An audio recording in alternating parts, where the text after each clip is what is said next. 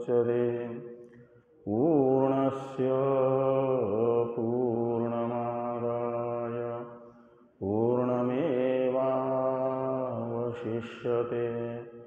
ओम शांति शांति शांति। शंकरं शंकराचार्यं केशवं बादरायणं सूत्रभाष्य कृतो वन्दे भगवन्तौ पुनः पुनः। ईश्वरो गुरुरात्मेति मूर्तिभेद विभागिने व्योमवद्व्याप्तदेहाय दक्षिणामूर्तये नमः। ओम शांति शांति शांति।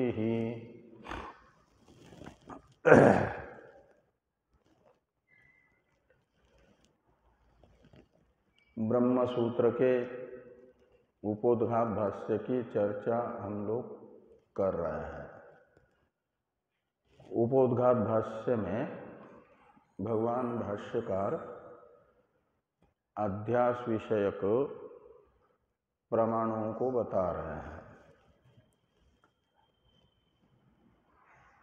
प्रत्यक्ष प्रमाण, अनुमान प्रमाण, अर्थापत्ति प्रमाण तथा शास्त्र प्रमाण से आत्मानात्मा का अध्यास निश्चित है। इसे बताया गया तथा ही ब्राह्मणों यजेत इत्यादीनि शास्त्राणि आत्मनि वर्णाश्रम वयो अवस्थादि विशेष अध्यासम आश्रित्य प्रवर्तन्ते, यहाँ तक के ग्रंथ से। अब ये जो चार चार प्रमाणों से निश्चित आत्मानात्माध्यास है, इसका पहले जो लक्षण बताया गया था उसका स्मरण करा करके आत्मानात्माध्यास में उस लक्षण को समन्वित कर रहे हैं। किसका अध्यास किस विशिष्ट आत्मा में होता है, इसे बता रहे हैं। तो अतस्मिंस्तद्बुद्धि अध्यासो नाम अतस्मिंस्तद्बुद्धि इति अवोचाम, इस वाक्य से अध्यास के लक्षण का स्मरण करा करके पूर्व में परत्र अवभास इस वाक्य से जो लक्षण बताया गया उसे अतस्मिंस्तद्बुद्धि इस वाक्य से स्मरण कराया। बताया कि पहले ही ये लक्षण हम बता चुके हैं। अब ये आत्मानात्माध्यास में कैसे समन्वित होता है, इसे स्पष्ट करने के लिए उदाहरण बताए जा रहे हैं। तो पहले उदाहरण बताया गया कि तद यथा पुत्र भार्यादिषु इत्यादि वाक्य में जो स्वयं के तादात्म्य अभिमान का आलंबन भूत कार्यक्रम संघात हैं, इससे इतर अन्य त्वेन रूपेण निश्चित है। वे हैं पुत्र भार्यादि, जिनके प्रति अभिसंग होता है, अन्य आसक्ति विशेष होती है। और उन आसक्ति विशेष के विषय जो पुत्र भार्यादि, उन्हें जब सकल यानी सुखी देखता है, विकल यानी दुखी देखता है,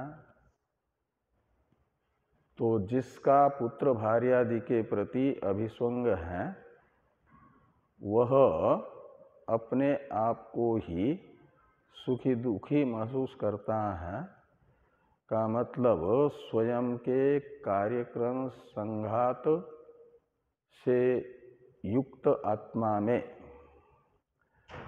बाह्य अभिसंगास्पद पुत्र भार्यादि के सुखित्व दुखित्वादि धर्मों का अध्यारोप कर लेता है।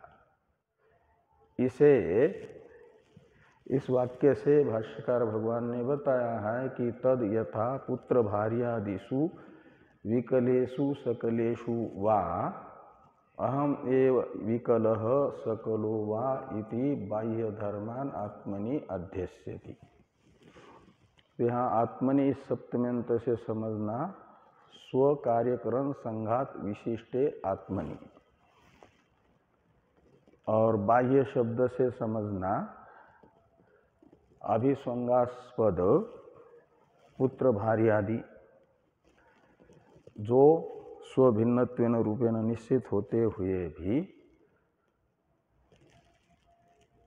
अभिसंगास्पद बने हुए होने के कारण उनके सुखीत्व दुखित्व को देख करके अपने आप को ही सुखी दुखी महसूस करता है, का मतलब उनके सुख दुखादि धर्मों का अपने में आरोप कर लेता है।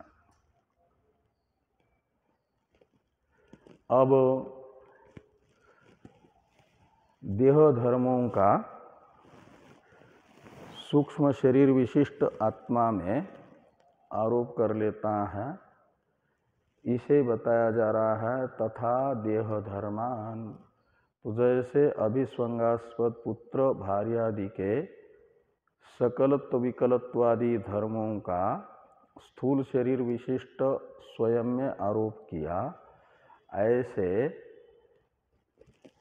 सूक्ष्म शरीर विशिष्ट स्वयं में अध्यारोप कर लेता है अपने स्थूल देह का। वे स्थूल शरीर के धर्म कौन है? तो स्थूलो अहम, कृशो अहम, गौरो अहम, तिष्ठामि गच्छामि लंघयामि च इति।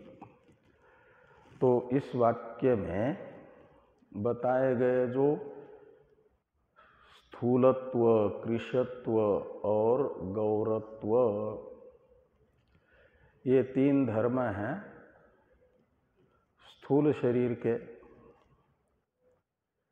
और ये जो आपका तिष्ठामि, गच्छामि, लंघयामि, इसमें गति की निवृत्ति रूप जो ष्ठा धातु का अर्थभूत क्रिया है, वह भी स्थूल देह का ही धर्म है, क्रिया रूप धर्म। गच्छामि, इससे बताया गया गत्यात्मक क्रिया रूप धर्म स्थूल शरीर का, और लंघयामि से बताया गया जो लंघन रूप क्रियात्मक धर्म स्थूल शरीर का। ये तीन क्रिया विशेष है, और ऐसे इन तीन क्रिया विशेष तथा स्थूलत्वादि पूर्व में बताए गए तीन जो धर्म हैं, इनका आरोप ये है स्थूल शरीर के। तो पहले स्थूल शरीर का आत्मा में स्वरूप अध्यास संसर्ग अध्यास, आत्मा का स्थूल शरीर के साथ संसर्ग अध्यास, और फिर धर्मी अध्यास पूर्वक धर्माध्यास करके ये अनुभव करता है कि मैं स्थूल हूँ। स्थूल शरीर में तादात्म्य अभिमान हुआ और स्थूल शरीर के स्थूलत्व धर्म को अपना मान लिया। यदि शरीर कृश है तो दुबला पतला है, तो समझ लेता है कि मैं ही दुबला पतला हूँ, कृशत्व धर्म से युक्त समझ लेता है। शरीर गोरा है तो मान लेता है मैं ही गोरा हूँ, और किसी क्रिया विशेष से युक्त शरीर है तो मान लेता है कि उस क्रिया से युक्त मैं ही हूँ। इस प्रकार ये उदाहरण हुआ स्थूल शरीर के धर्मों का सूक्ष्म शरीर विशिष्ट आत्मा में अध्यारोप का उदाहरण। अब आगे कहते हैं कि तथा इंद्रिय धर्मान आत्मनि अध्यस्यति। इन दो पदों की अनुवृत्ति उत्तर उत्तर वाक्यों में लाते रहना। तो इंद्रिय धर्मों का आत्मा में अध्यास कर लेता है। अंतःकरण विशिष्ट आत्मा में बाह्य इंद्रिय धर्मों का अध्यारोप करके ये अनुभव करता है कि मूको अहम, काणः अहम, क्लीबः बधिर अंधो अहम। तो इस प्रकार ये मूकत्व, कानत्व, बधिरत्वादि धर्म हैं तत्तद इंद्रियों के, और उन धर्मों का आत्मा में अध्यारोप करके, अंतःकरण विशिष्ट आत्मा में अध्यारोप करके मान लेता है कि इन धर्मों से युक्त मैं ही हूँ। तो ये इंद्रिय धर्मों का अंतःकरण विशिष्ट धर्म में अध्यारोप का उदाहरण हुआ। अब अंतःकरण का भी अध्यारोप होता है अंतःकरण धर्मों का, इसका उदाहरण बता रहे हैं।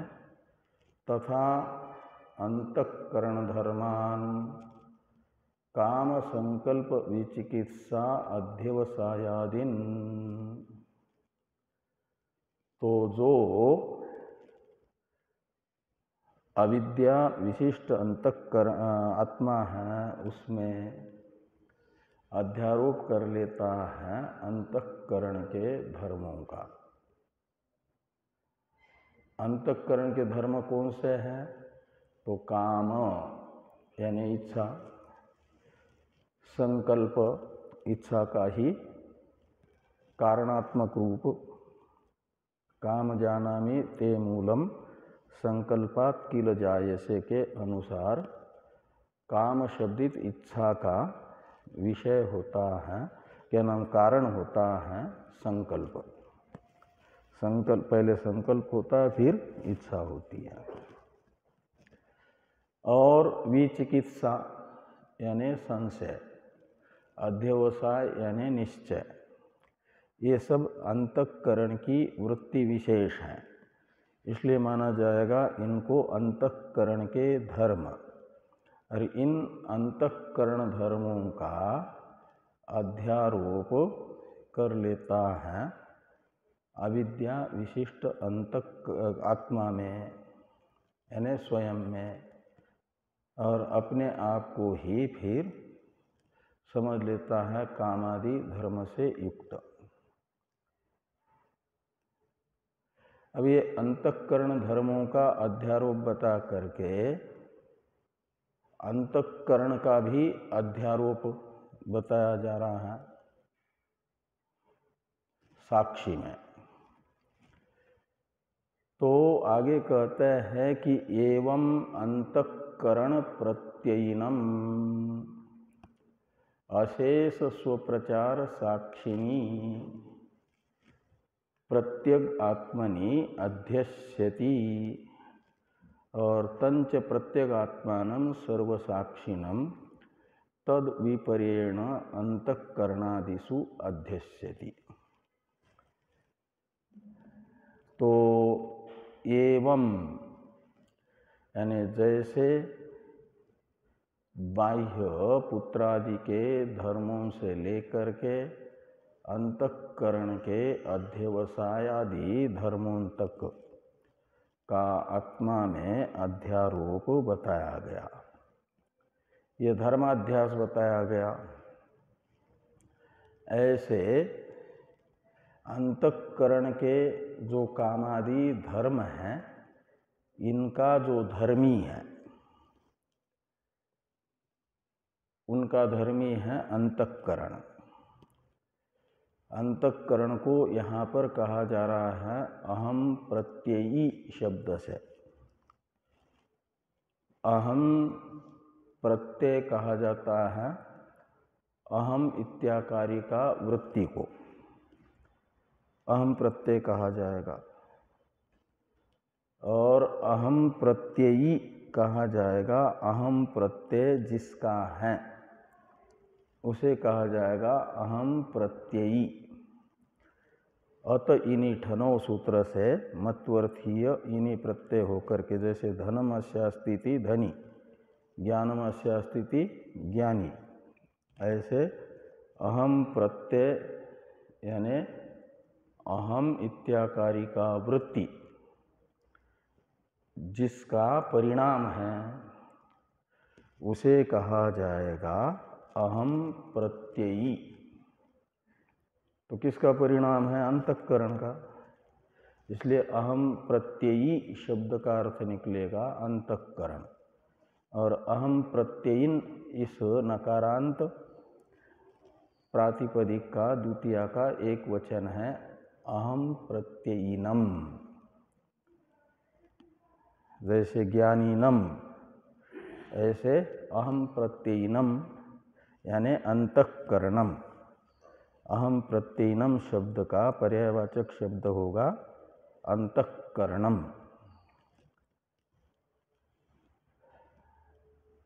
इस अंतःकरणम को समझना कर्म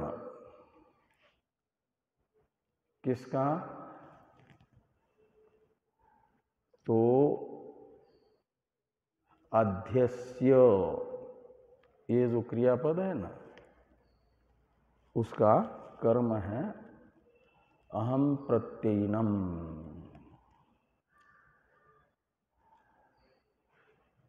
और अधिकरण कारक है अध्यस्य का, यानी अध्यस्य यहाँ पर बताई गई जो क्रिया है अध्यास रूप क्रिया, अधि उपसर्ग पूर्वक असुप्रक्षेपणे धातु से अध्यास शब्द बनता है ना।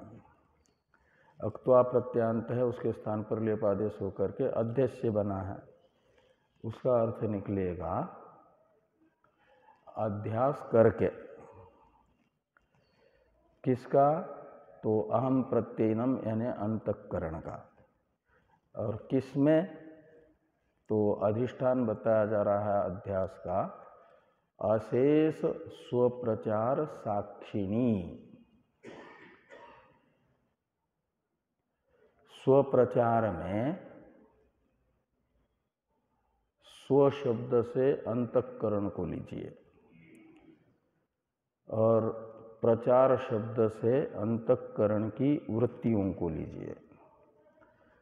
तो स्वस्य प्रचाराः स्वप्रचारा, ये षष्ठी तत्पुरुष समास है। उसका अर्थ निकलेगा अंतःकरण वृत्तिया। स्वप्रचार शब्द का अर्थ क्या निकलेगा? अंतःकरण की वृत्तियाँ, ये स्वप्रचार शब्द का अर्थ है। और अशेष शब्द और स्वप्रचार शब्द का कर्मधारय समास करिए। अशेषाश्च ते स्वप्रचार स्वप्रचाराश्च इति अशेष स्वप्रचारा। और अशेष शब्द का अर्थ है समस्त, संपूर्ण। तो अशेष स्वप्रचार शब्द का अर्थ क्या निकलेगा? अंतःकरण की समस्त वृत्तियां। प्रतिबोध विदितम मतम में प्रतिबोध शब्द का जो अर्थ है वह अशेष स्वप्रचार शब्द का अर्थ निकलेगा। बोध शब्द का अर्थ है अंतःकरण वृत्ति, और बोधम बोधम प्रतीति प्रतिबोधम, और वहाँ विवसा है व्याप्ति अर्थ में विवसा, तो इसलिए अर्थ निकलेगा समस्त अंतःकरण वृत्तियाँ। किसका? प्रतिबोध शब्द का। और यहाँ पर भी अशेष स्वप्रचार शब्द का अर्थ निकलेगा समस्त अंतःकरण वृत्तियाँ। और वो जो समस्त अंतःकरण वृत्तियाँ हैं उनमें से एक भी अज्ञात नहीं होती है। अंतःकरण में जो भी वृत्ति बनेगी वह ज्ञात होती है कि अज्ञात रहती है। अंतःकरण में क्या वृत्ति बनी ये मालूम पड़ता है कि नहीं पड़ता? ऐसी कोई वृत्ति बनती है जो मालूम ही नहीं पड़ी हो? हाँ? नहीं होती। इसलिए माना जाता है कि अंतःकरण वृत्तियाँ ज्ञात हो रही है। किसको ज्ञात हो रही है? उनको कौन जान रहा है? उनको जो जान रहा है, देख रहा है, उसे कहा जाता है साक्षी। किसका साक्षी? अंतःकरण वृत्तियों का। साक्षी शब्द का अर्थ क्या होता है? जो साक्षात दृष्टा है उसे साक्षी कहा जाता है। एक दृष्टा विशेष को ही साक्षी कहते हैं। लेकिन कैसा दृष्टा? जो साक्षात देख रहा है। का मतलब दृश्य और दृष्टा के बीच में कोई व्यवधान नहीं है, माध्यम नहीं है। घट को देखने के लिए प्रमाता और प्रमेय जो घट, इन दोनों के बीच में माध्यम होता है अंतःकरण, चक्षु इंद्रिय, और फिर उनसे वृत्ति बनती है। तब जाकर के घटाकार वृत्ति से घट अनावृत होगा और उस घटाकार वृत्ति सच्चिदाभास से भासित होगा। तब प्रमाता को ज्ञान होता है, घटम अहम जानामि ऐसा। लेकिन अंतःकरण की वृत्ति को जानने के लिए साक्षी को किस माध्यम की जरूरत पड़ती है? किसकी सहायता से जानता है ये साक्षी अंतःकरण की वृत्तियों को? किसी की सहायता से नहीं जानता। जैसे सूर्य किसके प्रकाश की सहायता से अपने प्रकाश्य को प्रकाशित करता है? स्वरूप से ही प्रकाशित करता है। ऐसे अंतःकरण की वृत्तियां जो साक्षी भाष्य हैं, अंतःकरण एवं अंतःकरण की वृत्तियां, वह अपने भाष्य को भाषित करने के लिए अपना जो चेतन स्वरूप है उस चेतन स्वरूप को छोड़ करके किसी भी सहायकांतर की अपेक्षा नहीं करता है। इसलिए उसे कहा जाता है साक्षात दृष्टा। और जो साक्षात दृष्टा होगा उसे कहा जाता है साक्षी। पाणिनि जी ने साक्षात दृष्टरि संज्ञायाम इस सूत्र से साक्षी शब्द बनाया है। जब किसी की संज्ञा विशेष हो साक्षी शब्द, तो साक्षात दृष्टा को बताने के लिए साक्षी इस शब्द का प्रयोग होगा, ये बताया। साक्षात दृष्टा का नाम है साक्षी। तो अशेष स्वप्रचार साक्षी शब्द का अर्थ निकलेगा अंतःकरण वृत्तियों का साक्षात दृष्टा। उसे जैसे चक्षु इंद्रिय को अपने विषय घटादि को दिखाने के लिए बाह्य भौतिक प्रकाश की भी जरूरत पड़ती है कि नहीं? नहीं पड़ती। चक्षु इंद्रिय बिना बाह्य प्रकाश के ही घट को दिखाता है। तो हमारा प्रश्न तो क्या है? मैं ये कह रहा हूं, व्यतिरेक उदाहरण बता रहा हूं कि जैसे चक्षु इंद्रिय को अपने विषय घटादि को दिखाने के लिए बाह्य भौतिक प्रकाश के सहायता की जरूरत है, ऐसे साक्षी को यानी आत्मा को किस प्रकाश की जरूरत है? किस प्रकाश में वो अपने प्रकाश्य अंतःकरण वृत्तियों को प्रकाशित करेगा? उसको किसी प्रकाश विशेष की जरूरत नहीं है।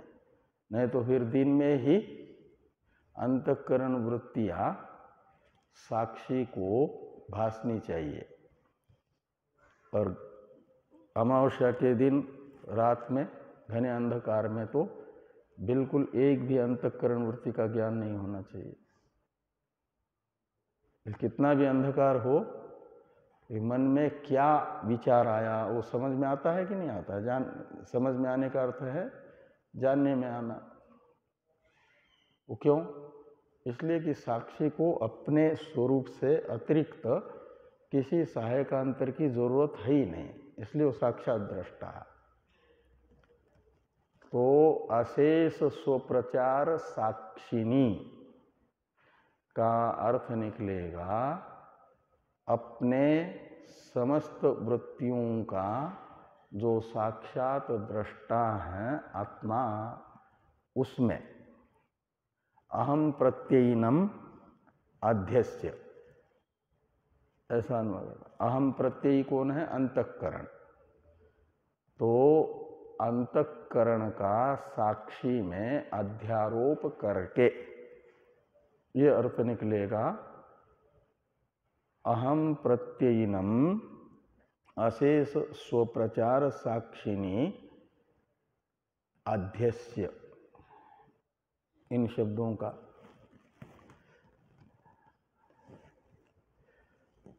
उसी साक्षी को कहा गया प्रत्यगात्मनि। साक्षी कौन है? वो प्रत्यगात्मा है, अभ्यंतरात्मा है।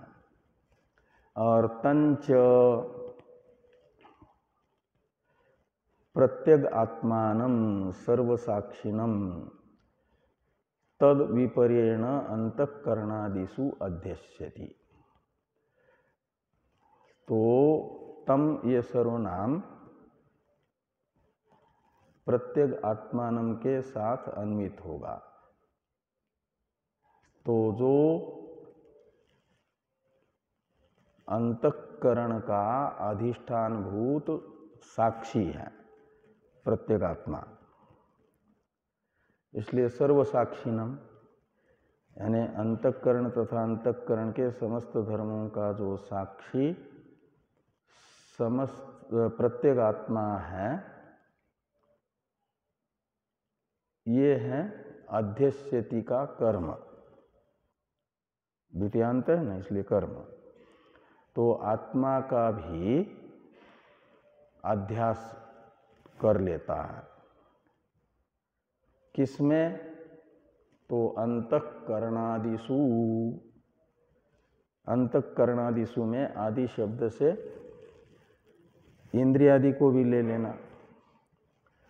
इंद्रिय और स्थूल शरीर और बाह्य फिर ये पुत्रादि भी, पुत्र भार्य आदि, इन सब में क्या करता है कि उस प्रत्येक आत्मा सर्वसाक्षी का अध्यारोप कर लेता है।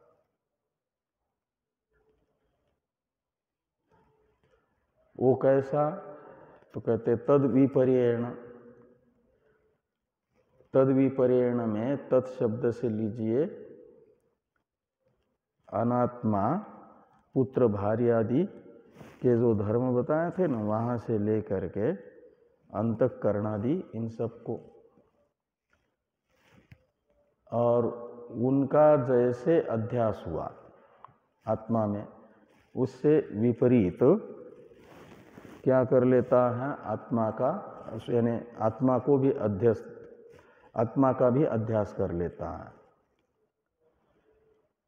लेकिन दोनों अध्यास में थोड़ा अंतर है। अनात्मा का तो आत्मा में स्वरूप अध्यास और संसर्ग अध्यास दोनों होगा, और यहाँ सर्व प्रत्यय क्या नाम, सर्व साक्षी जो प्रत्येक आत्मा है उसका अंतःकरणादि में स्वरूप अध्यास नहीं होगा, संसर्ग अध्यास मात्र होगा। इसलिए सत्यान्द्रिते मिथुनी कृत्य में सत्य शब्द से इसी साक्षी के स्वरूप को लिया जाएगा ना, तो सर्व साक्षिणम अंतःकरणादिषु अध्यस्यति का मतलब है आत्मा का संसर्ग अध्यास कर लेता है, ये समझना। तो इस प्रकार किसका किसमें अध्यास होता है, इसके ये सब उदाहरण हो गए। क्या कुछ पूछना? देह धर्म का अध्यास जब हो रहा है तो कहा स्थूल अहम, हाँ स्थूल देह और अहम आत्मा, हाँ उससे तो ऐसा लग रहा है कि अहम प्रत्यय आत्मा का होना चाहिए। नीचे लिखा है अहम प्रत्यय अंतःकरण है। हाँ जहाँ जहाँ आत्मा अनात्मा का अध्यास होता है हाँ वहाँ तो अहम आत्मा के लिए कहा गया है। अंतःकरण के समय में अहम प्रत्यय अंतःकरण का बोल दिया।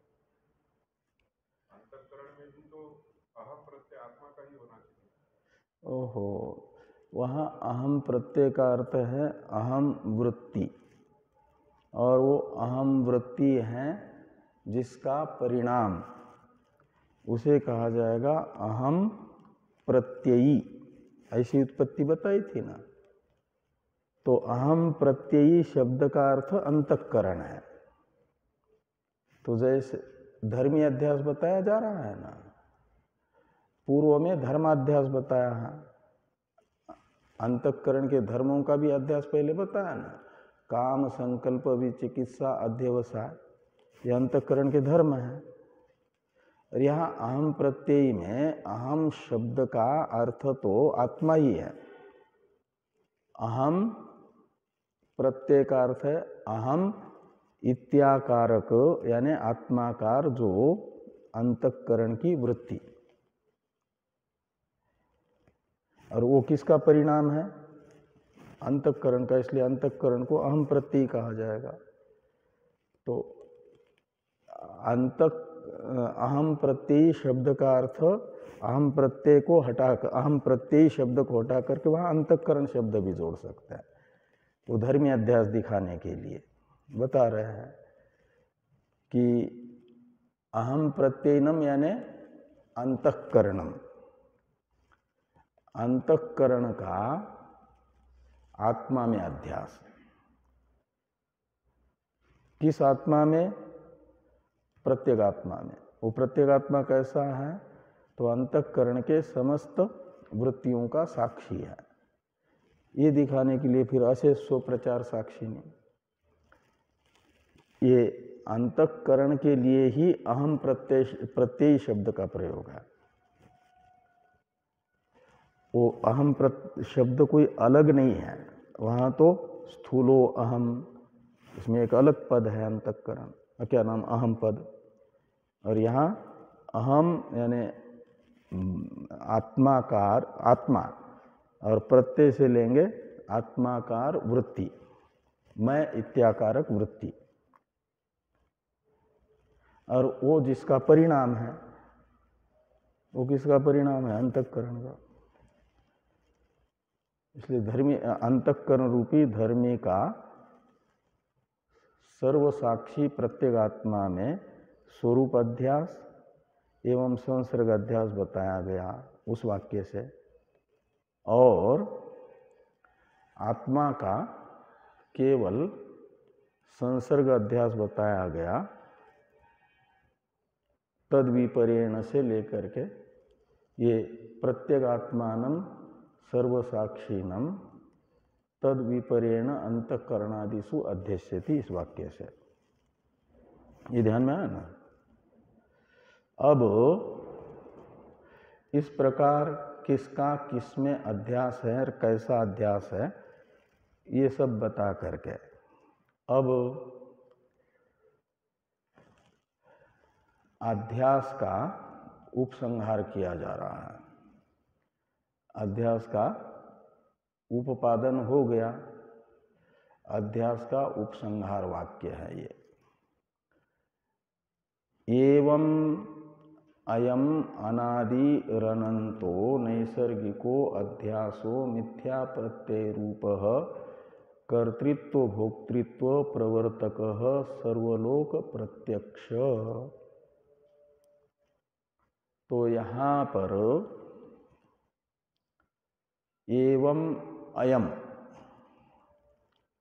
ये शब्द पहले भी आया था ना, अध्यास का विशेषण अयम लोक व्यवहार यहाँ पर, और वो बताता है अध्यास अनुभव सिद्ध है। और अध्यास के बाकी सब प्रथमांत जितने पद हैं विशेषण है। अयम अध्यास और प्रथमांत इस वाक्य में कितने पद हैं? अनादि, अनंत, नैसर्गिक, मिथ्या प्रत्यय रूप, कर्तृत्व भोक्तृत्व प्रवर्तक और सर्वलोक प्रत्यक्ष। ये 6 विशेषण हैं किसके? अध्यास के। तो अध्यास अनादि है, यद्यपि अध्यास का उपादान कारण भी बताया, निमित्त कारण भी बताया गया, तो फिर वह व्यक्ति रूप से तो उत्पन्न होगा। तो जो उत्पन्न होता है, जिसका कारण होता है, उसे सादी कहा जाता है, कार्य को। तो अध्यास तो कार्य रूप है ना, तो सादी हुआ। और भाष्यकार भगवान अनादि क्यों कह रहे हैं? तो इसका उत्तर पहले आया था कि अनादि अविद्या का कार्य होने से उसे कहा जाएगा अनादि, प्रवाह रूप से अनादि है। तो अनादि है अनादि अविद्या का कार्य होने से। और कैसा है? तो अनादि आगे कहते हैं अनंत, वो अनंत भी है। अंत का अर्थ है विनाश, और अनंत का अर्थ हो जाएगा विनाश रहित, अविनाशी। तो अध्यास अविनाशी है, विनाश रहित है। तो अध्यास का नाश नहीं होगा, तो फिर वेदांत श्रवण मनन निधिध्यासन से प्राप्त ज्ञान किस लिए है? यदि अध्यास की निवृत्ति होगी ही नहीं, तो आप यहाँ अध्यास के निवर्तक ज्ञान को प्राप्त करने के लिए आए हैं ना, ज्ञान यज्ञ में। और उसको तो कहा जा रहा है कि वो अनंत है। इसलिए अनंत का अर्थ भाष्य के व्याख्याताओं ने किया ब्रह्म ज्ञान से अतिरिक्त साधनांतर से जो निवर्त्य नहीं है, केवल ब्रह्म ज्ञानैक निवर्त्य है। तो अध्यास अनंत है, का मतलब ब्रह्म ज्ञानैक निवर्त्य है, केवल ब्रह्म ज्ञान से ही निवृत्त होता है। ब्रह्म ज्ञान को छोड़ करके कोई भी उपाय कर लो, वो निवृत्त नहीं होता। इसलिए वो अनंत है। और नैसर्गिक, तो नैसर्गिक शब्द से बताया गया प्रवाह रूपेण अनादि। नैसर्गिक का अर्थ है प्रवाह रूप से अनादि है। और मिथ्या प्रत्यय रूप, इसमें मिथ्या शब्द से लेना माया को। माया मिथ्या है कि नहीं? माया का एक पर्यायवाचक शब्द है मिथ्या, इसलिए यहाँ पर मिथ्या शब्द का अर्थ करना माया। और मायया प्रतीयते यह स मिथ्या प्रत्यय, ऐसा मिथ्या प्रत्यय शब्द का विग्रह करना। मिथ्या यानी माया, और उस माया से जिसकी प्रतीति हो रही है उसे कहा जाएगा मिथ्या प्रत्यय। तो ये जो संसार दिख रहा है माया से दिख रहा है कि नहीं?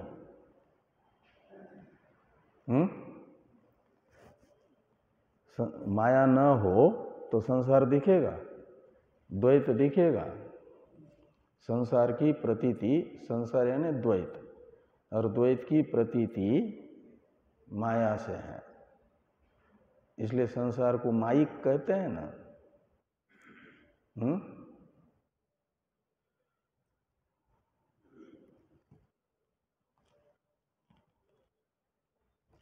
तो माइक है।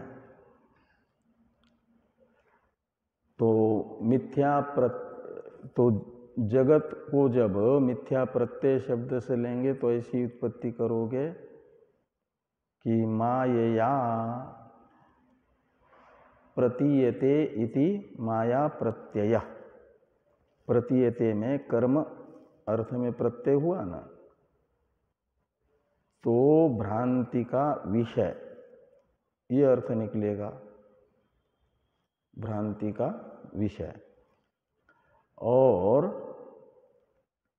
मिथ्या मायया प्रत्यय, मायया प्रतीति इति माया प्रत्यय, ऐसी उत्पत्ति करते हैं तो उस समय माया प्रत्यय शब्द का अर्थ निकलेगा भ्रांति रूप ज्ञान। तो ज्ञानाध्यास और अर्थाध्यास दोनों को भी माया प्रत्यय शब्द से ग्रहण करना। और ये माया प्रत्यय है रूप जिसका, मिथ्या प्रत्यय है रूप जिसका, उस अध्यास को कहा जाएगा मिथ्या प्रत्यय रूप। यानी ज्ञानाध्यास तथा अर्थाध्यास रूप ये अध्यास है। ये अध्यास का स्वरूप बताया और उसका कार्य बताया जा रहा है कर्तृत्व भोक्तृत्व प्रवर्तक। अध्यास कैसा है? तो जो अकर्ता आत्मा है उसमें कर्तृत्व का प्रवर्तक है, अभोक्ता आत्मा में भोक्तृत्व का प्रवर्तक है, यानी हेतु है, कारण है। और अध्यास का कार्य है कर्तृत्व भोक्तृत्व, यह अध्यास का कार्य है और यानी फल है। अध्यास इसका कार्य कारण है। और कैसा है अध्यास? तो कहते हैं सर्वलोक प्रत्यक्ष। तो अध्यास सर्वलोक प्रत्यक्ष है का मतलब साक्षी प्रत्यक्ष सिद्ध है।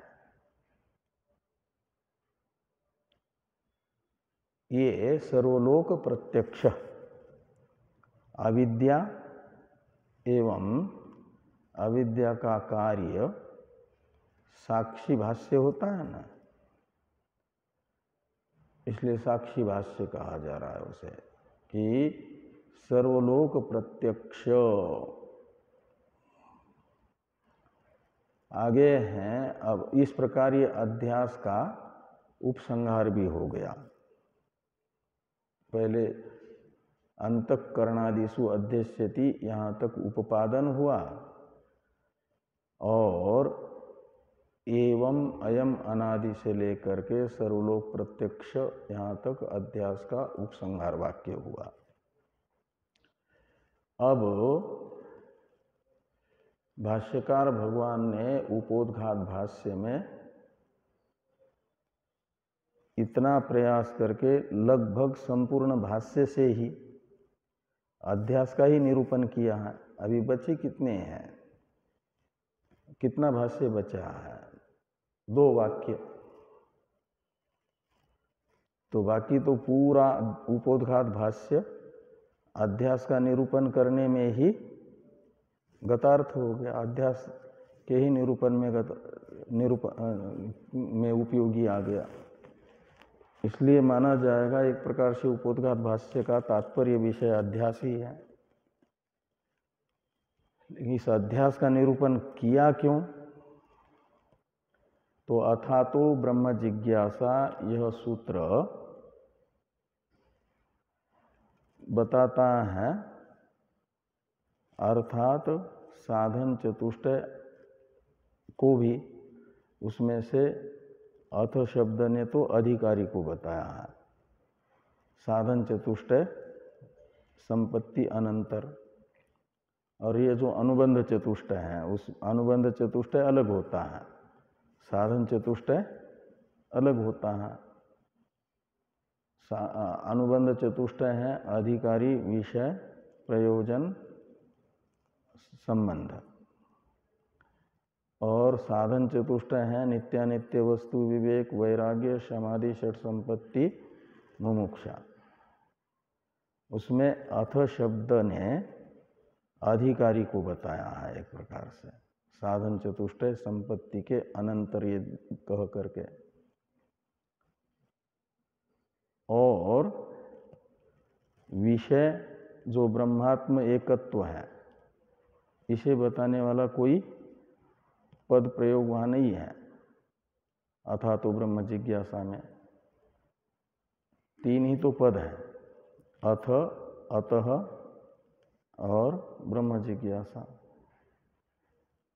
इसलिए विषय को और प्रयोजन को माना जाता है अर्थात सूचित। अनुबंध चतुष्टय अंतपाती जो अनुबंध द्वय है, विषय और फल, ये दोनों हैं अथातो ब्रह्म जिज्ञासा सूत्र के द्वारा अर्थात सूत्रित।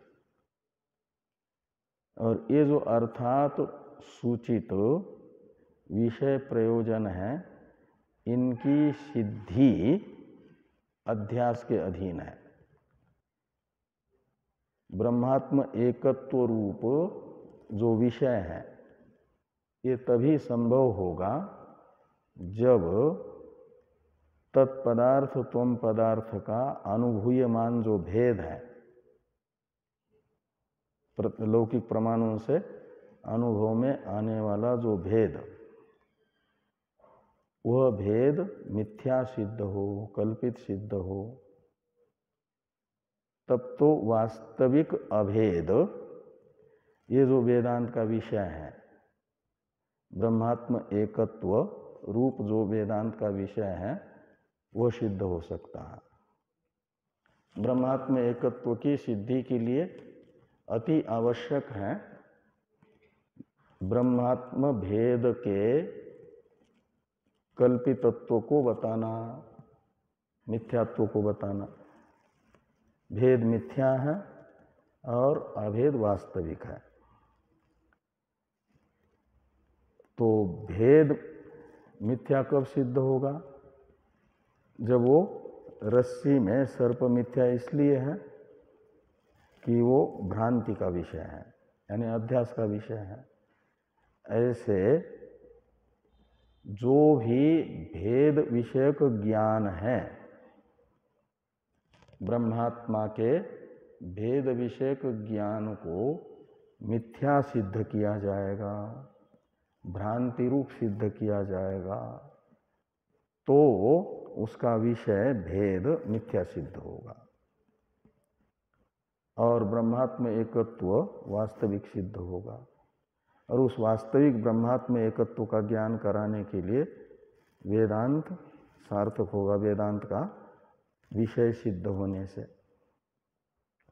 नहीं तो वेदांत का विषय सिद्ध नहीं होगा ना। इसलिए जो और भेद का मिथ्यात्व अध्यास निरूपणाधीन है। जब तक भेद मिथ्या सिद्ध नहीं होगा तो एकत्व सिद्ध नहीं होगा। इसलिए अध्यास का निरूपण किया है। इससे वेदांत का अनुबंध चतुष्टयंतपाती विषय सिद्ध होता है। और फल क्या है अनुबंध चतुष्टयंतपाती? तो ज्ञान मात्र से बंध की निवृत्ति, ज्ञान मात्र से बंधन की निवृत्ति, यही फल है ना वेदांत का। तो ये जो फल है इसकी सिद्धि भी तब होगी जब बंधन में मिथ्यात्व सिद्ध हो। रस्सी में प्रतीयमान सर्प रस्सी के ज्ञान मात्र से इसलिए निवृत्त होता है कि वह मिथ्या है। जो ज्ञान मात्र से निवर्त्य होता है वह मिथ्या होता है। तो बंधन में मिथ्यात्व की सिद्धि हो तो ज्ञान मात्र निवर्त्यत्व सिद्ध हो सकता है। ज्ञान एक निवर्त्य बंधन हो सकता है। नहीं तो बंधन यदि वास्तविक होगा जैसा पूर्व पक्षी कहते हैं तो फिर वो ज्ञान मात्र से निवृत्त नहीं होगा। और वेदांत जो डिंडिम घोष करके कहता है ज्ञानादेव तु कैवल्यम तमेव विदित्वा अतिमृत्युमेति नान्य पंथा विद्यते अयनाय। ये केवल परमात्म एकत्व को जानने मात्र से ही बंध की निवृत्ति होती है। बंध की निवृत्ति रूप मोक्ष सिद्ध होता है। तो इसके लिए भी जरूरी है बंध का मिथ्या सिद्ध होना और बंध में मिथ्यात्व की सिद्धि के लिए अध्यास का होना जरूरी है। बंध को अध्यस्त दिखाना जरूरी है ना, इसलिए अध्यास का निरूपण किया है। तो इस प्रकार ये अध्यास के सिद्धि के अधीन वेदांत का विषय ब्रह्मात्म एकत्व तथा वेदांत का जो ज्ञान मात्र से बंध की निवृत्ति रूप मोक्षात्मक प्रयोजन है, इन दोनों की सिद्धि है। इसके लिए भगवान भाष्यकार ने उपोद्घात भाष्य में अध्यास का निरूपण किया है। यही प्रयोजन तथा विषय अध्यास के सिद्धि के अधीन जो वेदांत का था अनुबद्ध चतुष्टय अंतपाती, उसे दिखाने के लिए ये वाक्य हैं अस्य अनर्थ हेतु हो प्रहाणाय आत्म एकत्व विद्या प्रतिपत्तये सर्वे वेदांता आरभ्यन्ते। सर्वे वेदांता आरभ्यन्ते, इस वाक्य की चर्चा हम लोग करते हैं कल। ओम पूर्णमदः पूर्णमिदं पूर्णात् पूर्णमुदच्यते पूर्णस्य पूर्णमादाय पूर्णमेवावशिष्यते। ओम शांति शांति शांतिः। शंकरं शंकरा केशवं बादरायणं सूत्रभाष्य भगवन्तौ पुनः पुनः ईश्वरो गुरुरात्मेति व्योमवद्व्याप्तदेहाय दक्षिणामूर्तये नमः। ओम शांति शांति शांति।